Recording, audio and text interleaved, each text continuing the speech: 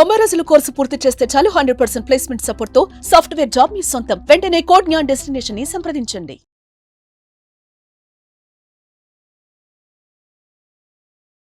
నమస్కారం రచిత గారు.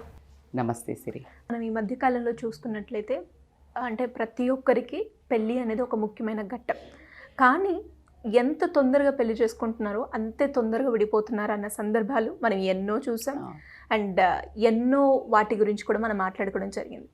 అలా కాకుండా బిఫోర్గానే ప్రీ మ్యారిటల్ కౌన్సిలింగ్ తీసుకుంటే ఇలాంటి ప్రాబ్లమ్స్ నుంచి మనం బయటపడే మార్గాలు ఉన్నాయంటారా మేడం? అయ్యో అద్భుతంగా ఉన్నాయి, నో డౌట్. అయితే ప్రీ మ్యారిటల్ కౌన్సిలింగ్, ఈ కౌన్సిలర్స్, ఈ సైకాలజిస్టులు వీళ్ళు ఏం చెప్తారు అనే ధోరణి మాత్రం బంద్ చేసుకోవాల్సిన అవసరం ఎంతైనా ఉంది. ఎందుకు మేడం అని అంటే కనుక మీరు అన్నట్టు మూడు ముళ్ళ బంధం అనేది ఎంతో అన్యోన్యమైంది.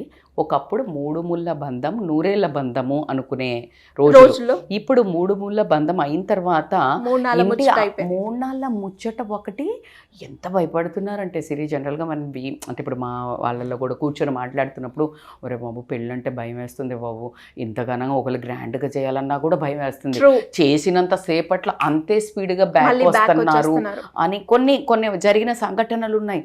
చాలా బాధపడుతున్నారు తల్లిదండ్రులు కానివ్వండి, ఎవరు కావాలని ఏవీ చెయ్యరు. ఎందుకు జరుగుతున్నాయి మరి ఇలాగా అంటే వీటి మీద అవగాహన లేక. పెళ్ళి అనగానే బేసికల్గా ఇప్పుడు ఎక్కువ పవర్ పిల్లలు తీసుకుంటున్నారు. ఏమని పిల్లలే చూసుకుంటారట, మేము వెళ్తాం మీరు రావద్దు, కాఫీ షాపులలోకి వెళ్ళటం, లేకపోతే ఎక్కడికో ఒక హోటల్కి వెళ్ళటం, చూసుకోవటం. వీళ్ళు నచ్చింది అన్నాకనే నాకు నచ్చలే నచ్చింది అంటే వీళ్ళు మాట్లాడనిస్తలేరు పేరెంట్స్ని. పేరెంట్స్లో ఒకప్పుడు ఏంటంటే కూర్చుని డిస్కషన్, వాళ్ళే మొత్తం 7 తరాలు 3-7 తరాలు. మరి మేడం అరేంజ్ చేసిన అవ్వలేదా అంటే రేషియో ఎంతైనా తక్కువ ఉందనే చెప్పొచ్చు. అయితే ఇప్పుడు ఎందుకు అట్లా అవుతుంది అని ఒక మాట చెప్పుకుంటే రేషియో ఎందుకు అంత పెరుగుతుందంటే సమవుజ్జి ఒక్కటైంది. సమవుజ్జి అంటే సేమ్ చదువులు, ఇండిపెండెంట్గా అవ్వటం ఇద్దరు, అది తప్ప అస్సలు కాదు. కానీ ఎక్కడ కానీ మీరు ఏదైనా ఒక మాట ఒక 2 బంధాలు నిలబడాలి అంటే అండర్స్టాండింగ్. బాలసుబ్రహ్మ గారు ఒకటి బాగా చెప్పారు, నాకు బాగా గుర్తు. దోస్తాన్లో కూడా అంటే స్నేహితుల్లో కూడా చేసే వరకే ఆలోచించాలి.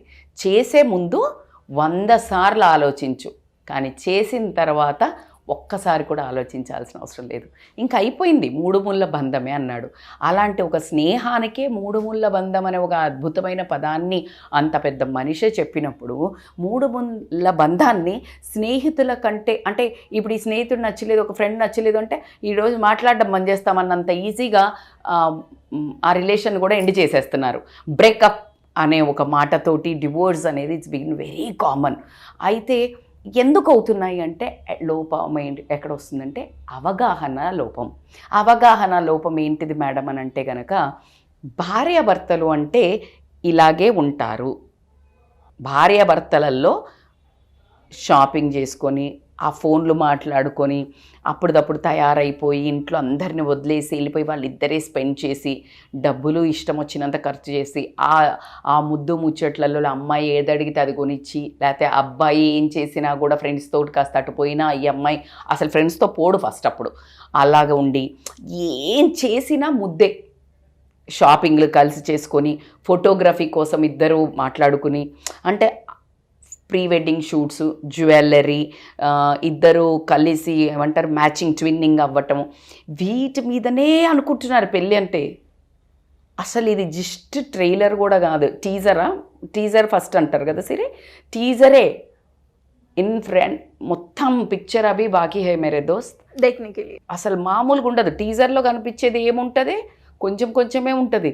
అసలు లోపల చూస్తే ఇంతుందా సినిమా అన్నంత ఉంటుంది. అట్లాగే ఉంటుంది జీవితం కూడా.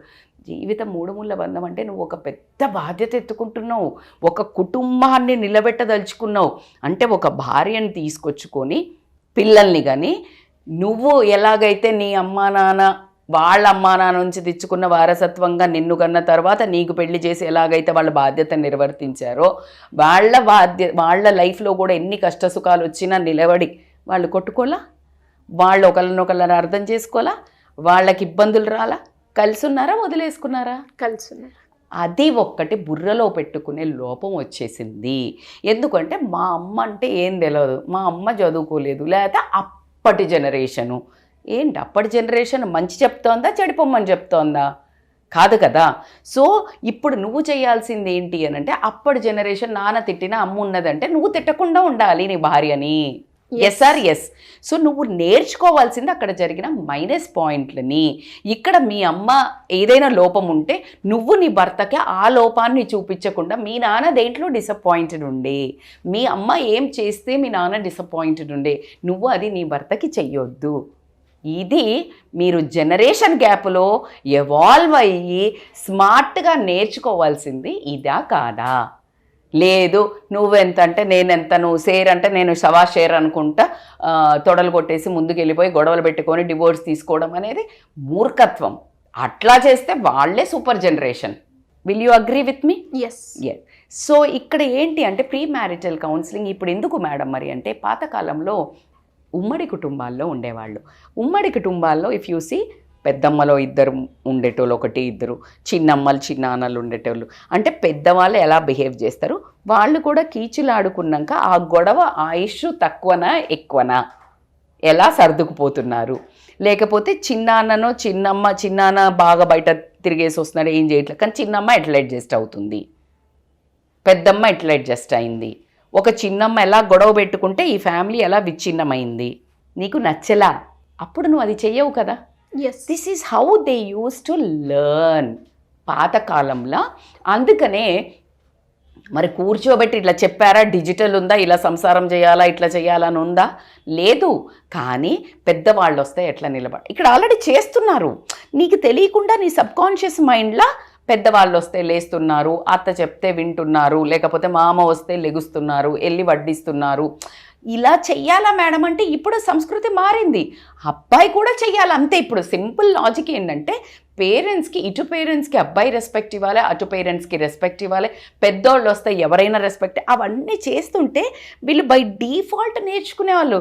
లే పెద్దోళ్ళు వచ్చి అని చెప్పాల్సిన అవసరం నాకు తెలిసి ఒక 20%కే వచ్చేదేమో. కాస్త అలా చలాకీ పిల్లలు ఉండి కాస్త అడ్వాన్స్డ్ ఉండే వాళ్ళు ఉంటే కనుక అలా అంటే లేరా నాన్న పెద్ద అలా కానీ మోస్ట్ ఆఫ్ ద అంటే నేను చూసిన నా జనరేషన్లో మా అక్కలను మేము చూసుకున్నా కూడా, ఇప్పుడు మా అత్తగారింటికి వచ్చిన తర్వాత బై డిఫాల్ట్ ఇప్పుడు ఎవరైనా బాగా వస్తే బై డిఫాల్ట్ లేచేవాళ్ళం.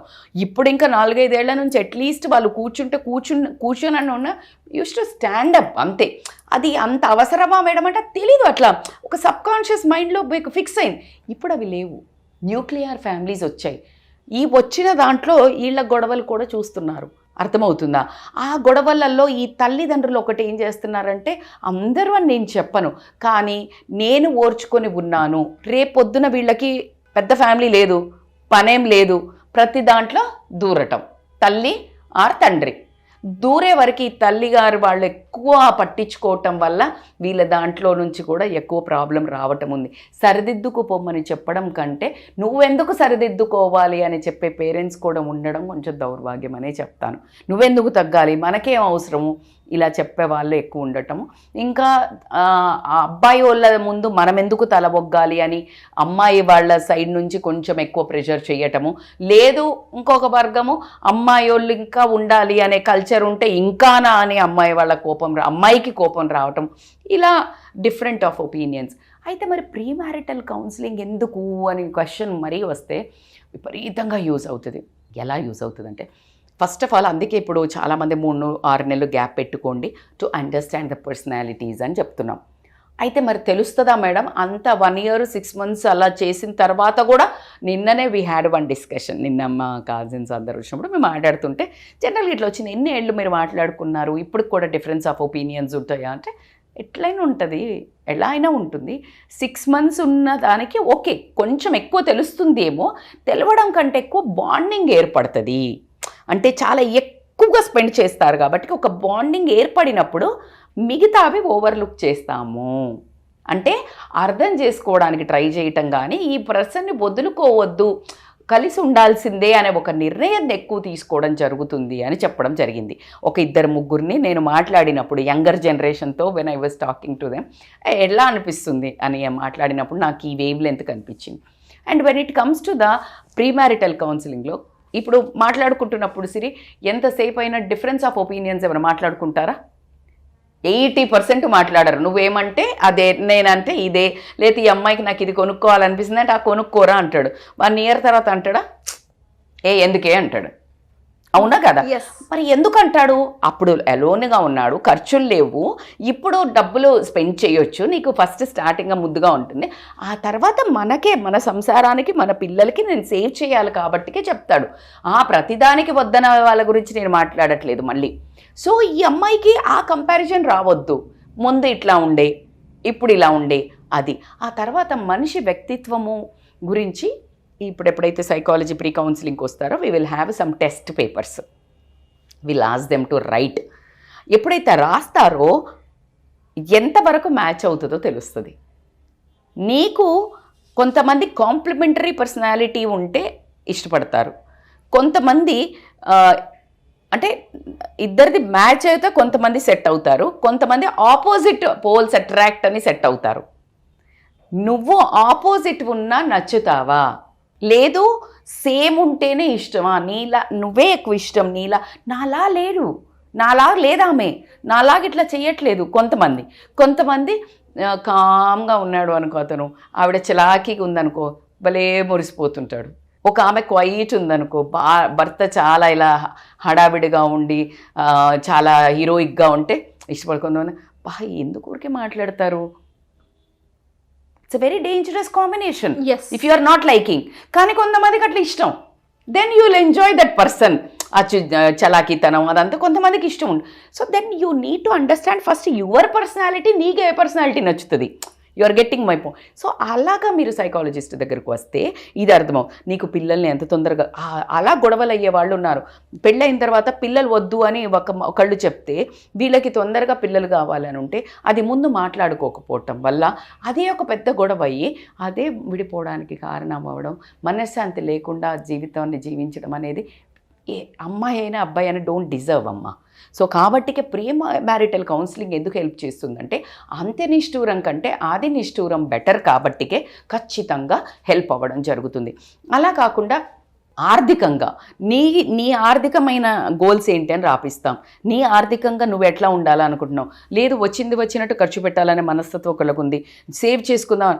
సో ఇది ఒక 20% 30% వేరియేషన్ ఉంది, మ్యాచ్ అయిపోతుంది. ఇది కామన్ ఎవరైనా. మరీ 80% ఉంది guys, this is difference, too much difference is. Are you guys are ready to work on this? మీకు ఇష్టమేనా ఇలా ఒక వర్క్ అవ్వడానికి? చాలా గ్యాప్ ఉంది, మరి నడుస్తారా? ఇద్దరు కొంచెం నడవాలి, ఒకళ్ళు నడుస్తే ఇలా ఒకటి కౌన్సిలింగ్లో చాలా ఆర్థికపరమైన కానివ్వండి, అలాగే సెక్స్ ఎడ్యుకేషన్ ఇవ్వండి కానివ్వండి. అంటే మీకు ఈ అమ్మాయిని, నాకు ఒక కౌన్సిలింగ్ రీసెంట్గా వచ్చింది, అబ్బాయి చాలా ఎక్కువ ఫోర్స్ చేస్తాడు ఇలాగే ఉండాలి అని, ఈ అమ్మాయి చాలా బిడియస్తురాలు, నాకు ఇష్టం ఉండదు, బికాస్ ఆఫ్ దట్ డివోర్స్ దాకా వచ్చింది, 1 ఇయర్ కూడా కాల. సో ఆ ఒకటి కూడా చాలా అందుకే అంత ఓపెన్నెస్ అయింది. మీరు ఓపెన్నెస్గా అన్నీ చూస్తున్నారు. ఇక్కడ మనం పెద్ద సైకాలజీ దగ్గరకు వచ్చి మాట్లాడాలంటే obviously it has become so. అరే బాబా, రామోజీరావు గారు 30-40 ఏళ్ల కింద పత్రిక పెట్టినప్పుడే డాక్టర్ సమరమ్మ గారిని పిలిపించి దాని పత్రికల్లో it has been published because that is the main role, playing key role in a family life. So కాబట్టికే అది ఆర్థికపరమైన గోల్స్ కానివ్వండి, ఇలా మనము ఫిజికల్గా వాళ్ళ హ్యాపీనెస్ కానివ్వండి, లేకపోతే తిరగడము, వరల్డ్ తిరగాలని కొంతమందికి ఉంటుంది, ఒకరికి ట్రావెలింగ్ ఇష్టం. So how far you both are ready to work together? Mingle లేదు, కుదరదు, మీకు అస్సలు కుదిరేడు. అప్పుడు నేను నాకు అస్సలు ఇష్టం ఉండదు మేడం అని అన్నారు అనుకో, అప్పుడు వాళ్ళకి చెప్పడం జరుగుతుంది పేరెంట్స్ని కూర్చోబెట్టి. కాబట్టి రియల్గా చెప్తున్నాను, premarital counselling is a very. By the way, I would love to tell you one more important thing. Kerala గవర్నమెంట్లో ఒక ఇంపార్టెంట్ రూల్ వచ్చింది. ఏంటంటే మ్యారేజ్ రిజిస్ట్రేషన్ ఏదైతే ఉంటుందో ఆ రిజిస్ట్రేషన్ చెయ్యాలి అంటే పెళ్ళి, ఖచ్చితంగా ప్రీ మ్యారిటల్ కౌన్సిలింగ్ది సర్టిఫికెట్ తీసుకొని వెళ్ళి చూపిస్తేనే వాళ్ళు ఆ రిజిస్ట్రేషన్ అసలు అలౌ చేస్తున్నారు అంట. So that has become, and ఇప్పుడు చాలా ఇంపార్టెంట్. ఎందుకంటే చాలా పెళ్ళిళ్ళు అంటే ఇష్టం ఇట్లా తొందరపాటుతో పెళ్ళిళ్ళు చేసుకొని తర్వాత difference of opinions, difference of everything రావడం వల్ల ఈగోలు యాటిట్యూడ్లు ఉండటం వల్ల పేరెంట్స్ ఏదైనా ఇన్వాల్వ్ అయ్యి కోర్టుల చుట్టూ బోలెడంత డివోర్సులు లైన్లు కట్టడం వల్ల గవర్నమెంట్ తరపు నుంచి అన్ని స్టేట్స్లో కూడా ఇది తీసుకురావాలి. ఎప్పుడైతే కౌన్సిలింగ్ సర్టిఫికెట్ తీసుకొని వస్తారో వాళ్ళకే రిజిస్ట్రేషన్ అనేది ఇంప్లిమెంట్ చేయాలని చాలా సీరియస్గా బిల్ పాస్ చేయాలి అనుకుంటున్నట్టు కేరళలో ఆల్రెడీ అది స్టార్ట్ అయినట్టయితే తెలుస్తుంది. అండ్ మన ఏపీ తెలంగాణలలో కూడా తొందరగా అది రావాలని కూడా నేను కూడా కోరుకుంటాను. ఎందుకంటే 3 ముళ్ళ బంధము 100 ఏళ్ల బంధంగా మారడానికి అందరం ఒక మంచి ఇనిషియేషన్ తీసుకోవడం, గవర్నమెంట్ కూడా దానికి సహకరిస్తే కనుక కోర్టులో కేసులు తగ్గి అవసరమైన కేసులకు ఇంపార్టెంట్ టైం ఇవ్వగలుగుతారేమో అనిపిస్తుంది. అలా కాకుండా పిల్లలు పుట్టిన తర్వాత కూడా ఏదో పేరుకు గబుక్కున పెళ్ళైపోగానే గబుక్కున పిల్లల్ని అనేసి వాళ్ళను చాలా స్ట్రెస్గా ఉన్న పిల్లలను బయటికి వదలటం జరుగుతుంది. పిల్లల మూలంగా వీళ్ళు భరించుడు, పిల్లలు భరించుడు, ఇలాంటి ఒక బ్యాడ్ అట్మాస్ఫియర్. పెళ్ళి అంటే భయం అయ్యే పెళ్లి చేసుకోవడం బంద్ చేస్తున్నారు చాలామంది. సో కాబట్టి దిస్ సర్టెన్లీ హెల్ప్స్ సిరి. డెఫినెట్గా మేడం, ఖచ్చితంగా అందరికి కూడా మీరు చెప్పిన పాయింట్స్ ఏవైతే ఉన్నాయో ఒక పెళ్లి చేసుకొని వాళ్ళ లైఫ్ని వాళ్ళ జర్నీని చాలా స్మూత్గా వెళ్ళాలి అంటే మీరు చెప్పినట్టుగా ప్రీ మ్యారిటల్ కౌన్సిలింగ్ అనేది చాలా important. Thank you madam, thank you so much. Thank you so much Siri. Great madam, great information and great awareness అని నేను చెప్తాను. ఇలా ఎవరైనా కూడా ఇండివిజువల్గా మాకు కౌన్సిలింగ్ కావాలి, ప్రీ మ్యారిటల్ కౌన్సిలింగ్ కావచ్చు, రిలేషన్షిప్లో ఎలాంటి ప్రాబ్లమ్స్ ఉన్నా కూడా కావాలి అంటే మిమ్మల్ని ఏ రకంగా అప్రోచ్ అయ్యే ఛాన్స్ ఉందంటే they can call us on scrolling number Siri. ఇలా నన్ను ఒక అతను అంటపడుతున్నాడు, ఇలా ఊరికే నన్ను అంటున్నాడు, మీరు చెప్పిన వీడియోతోటి నాకు ఏదో ఒక సైన్లు కొడుతున్నాయి, మీరు అన్నట్టు ఇలాగే చెప్తున్నాడు ట్రాప్లో, నేను కూడా కొంచెం అట్రాక్ట్ అవుతున్నాను అన్నా కూడా దే కెన్ కాల్ అస్. ఎందుకంటే ఈ మనస్సు ఉందే ఇది దీనికి ఇలా జుజుబి మాటలకి బాగా పడిపోతుంది కాబట్టికే. సో ఖచ్చితంగా దే హ్యావ్ టు, ఎందుకంటే బయట ఎవరికి చెప్పుకోలేని స్థితి, దే కాంట్ షేర్. సో మీరు అన్నట్టు ప్రీ మ్యారిటల్ కౌన్సిలింగ్ కానీ ఇలాగే ఫ్యామిలీ ఇష్యూస్ కానివ్వండి, నా భర్త నా మాట వినట్లేదు, నా భార్య నా మాట వినట్లేదు అంటే అసలు ఎందుకు వినట్లేదు అని మీరు అడిగే స్కోప్ తీసుకోవట్లేదు కావచ్చు, వాళ్ళకి చెప్పే ధైర్యం కూడా రావట్లేదు కావచ్చు. So that's how we help. So మీరు చూస్తున్నారు ఆన్లైన్ ఆఫ్లైన్ నుంచి మనకి కౌన్సిలింగ్ ఎలా వస్తున్నాయి అనేది. సో కాబట్టి they can call us on scrolling number సిరి. Thank you madam, thank you so much. Thank you so much. Suman టీవీలో మీ పర్సనల్ అండ్ బిజినెస్ ప్రమోషన్స్ కోసం కింది నెంబర్కి కాంటాక్ట్ చేయండి.